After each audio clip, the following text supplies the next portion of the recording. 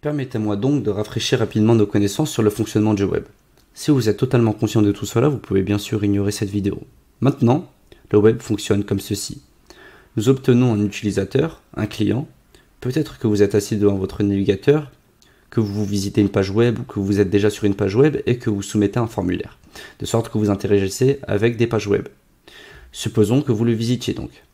Donc, vous entrez une URL dans votre navigateur. Et ce qui se passe dans les coulisses, en arrière-plan, c'est que le navigateur atteint certains serveurs de nom de domaine. Pour rechercher ce domaine, car ce domaine n'est pas vraiment l'adresse de votre serveur. C'est fondamentalement une version codée lisible par l'homme de cette adresse.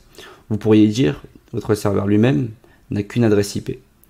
Mais ce n'est qu'une chose technique en arrière-plan.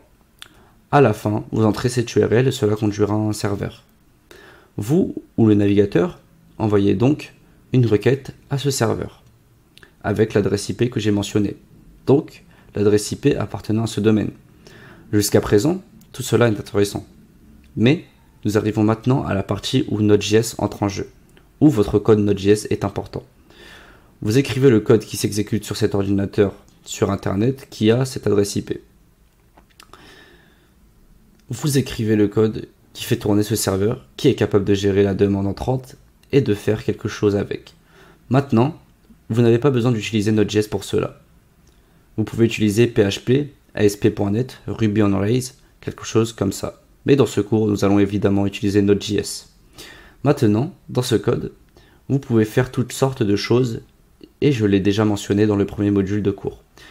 La validation des entrées utilisateurs, la communication avec la base de données qui s'exécute, peut-être sur un serveur de base de données distinct, mais que vous atteignez généralement depuis votre back-end. Donc, votre code côté serveur. Et une fois que vous avez terminé, vous faites une chose importante.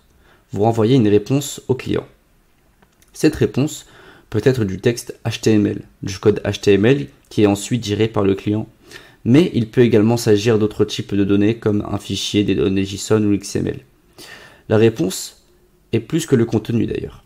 Une réponse est une demande, ont également des entêtes. Ce sont des méta-informations qui sont attachées à la demande et à la réponse décrivant ce qui s'y trouve, par exemple. Mais nous le verrons aussi. C'est ainsi que le web fonctionne généralement, et Node.js est la partie sur laquelle nous allons nous concentrer. C'est le code qui compose ce serveur à la fin.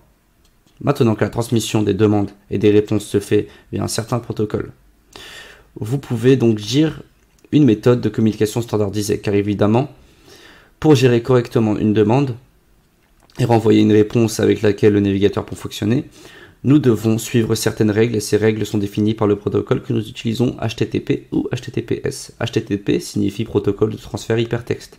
Et là, nous définissons simplement où il est défini, à quoi ressemble une demande valide et comment les données doivent être transférées du navigateur au serveur et vice versa.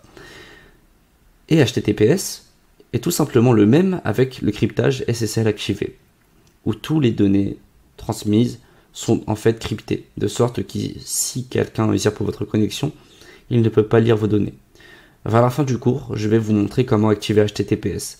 Pour la majorité, nous utiliserons simplement HTTP, car nous ne développerons que ce code. Nous travaillerons que localement, mais une fois que nous l'aurons mis en production, je vais également vous montrer comment activer le cryptage SSL. C'est ainsi que le web fonctionne, en un mot, et comment Node.js y est lié. Et c'est exactement là que nous allons maintenant continuer à travailler avec Node.js, et où nous allons enfin créer un serveur avec Node.js.